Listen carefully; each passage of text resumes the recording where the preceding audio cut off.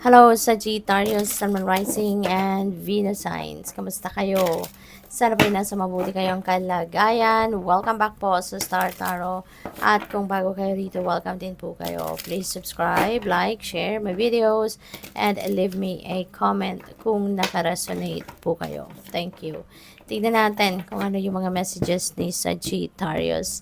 And I would like to say hi muna. Shout out sa ating beloved channel member na si At Maria Embido 9643. Maraming salamat po for your support sa aking channel.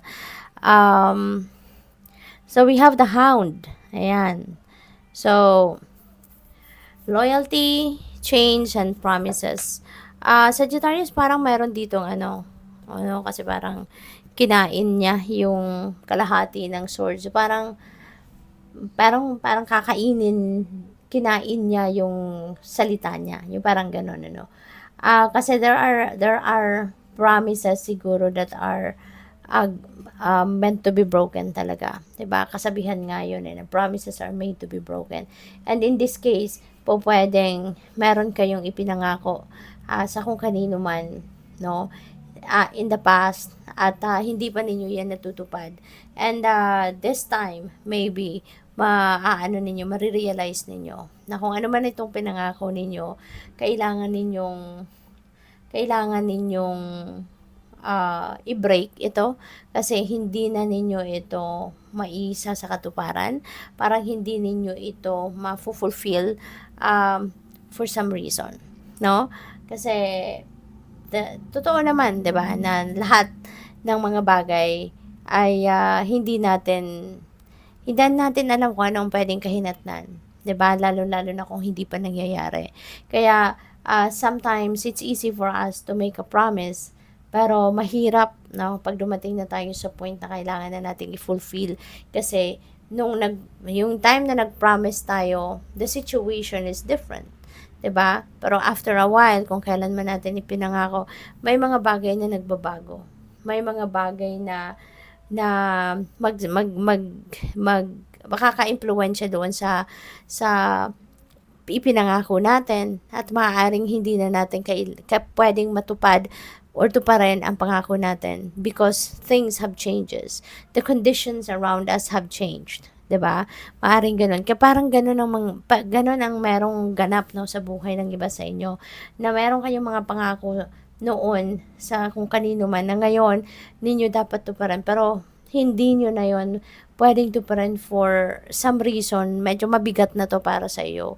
'Di ba? Kasi mabigat ang magbitaw ng pangako. Mabigat din, no, yung fulfill natin dito. Lalo-lalo na kung hindi na posible, 'di ba, na maibigay ang pangako. Kaya gano'n ang pwedeng mangyayari, na meron kang pangako na hindi mo na matutupad because there are outside forces na naka-impluwensya nito na hindi mo na siya pwedeng gawin. You know? And it's so hard to break that news doon sa tao na pinangakuan mo, hindi ba? So, yun ang maaaring maganap for some of you. We have the guide. There is inheritance, correction, yung gano'n. Siguro ang iba sa inyo rito, meron ditong inheritance na kailangang ayusin siguro, mga papeles, mga gano'n. Pwedeng meron ditong paghahati-hati na ng mana at maaring hindi mo sigurado how you're going to fix things, no? Maaring hindi mo alam kung paano lalakarin ang mga papeles nito, kung mga property yan, may mga dokumento, yung mga ganon, or paano mo i-claim an inheritance na ito, yung mga papeles, how you're going to do it, anong mga kailangan, yung mga ganon. So, parang may naguguluhan, no, ang iba sa inyo rito. Kasi maybe you need to ask for help, no, from someone. Maaring kailangan mo dito ng tulong ng abogado, 'di ba, or other professionals na makaka-guide sa iyo, makakagabay sa iyo kung ano mga dapat gawin. So, if you feel like kailangan mo ng tulong ng iba, lalo-lalo na pagdating sa mga legalities, kung kailangan may mga legal documents dito na kailangan kang ayusin, then reach out to someone na makakatulong sa iyo. wag mong sarilinin lang yan, no? Kasi baka mas lalong maano yan, mas lalong mapasama or lalong mabulilyaso, 'di ba? So, we also have radical changes and taking control. So, you really need to take charge dito and take control of your situation kasi maaaring maraming pagbabago ang magaganap sa buhay mo. 'Di ba? Pwedeng yung pagbabagong ito related dito kasi maaaring merong mga tao na magagalit sa'yo, merong mga taong magtatampo sa'yo, yung mga ganon. So, that is going to change somehow yung dynamics ng relationship mo with these people na pinangakuan mo, di ba? Or it could be related to this, no? Kung sino dito yung mga involved, maaring mga kapatid mo, 'di ba? Or kung sino mang mga kamag-anak mo, maaring magkakaroon ng mga pagbabago din sa dynamics ng inyong mga relationship with these people. Kasi when we're talking about inheritance, napaka ano 'di ba? Napaka sensitibo, napaka delicate no ng usaping ito. Kasi nandiyan na yung inggitan, nandiyan na yung may mga umaalma, may mga kumu-question, 'di ba? Bakit ito lang yung sa akin, bakit yung sa kanya, gano'n. May mga gano'n eh. Kaya, there are a lot of things that are about to change, no? Na related dito sa mga areas na to. So, kaya good luck po. So, tignan natin kung ano pa ang mga mensahe para sa'yo. Maraming salamat muna for subscribing to my channel. And if you haven't subscribed yet, subscribe na po kayo. And also, maraming salamat din for not skipping the ads. Okay? Malaking tulong po yan sa akin. Thank you.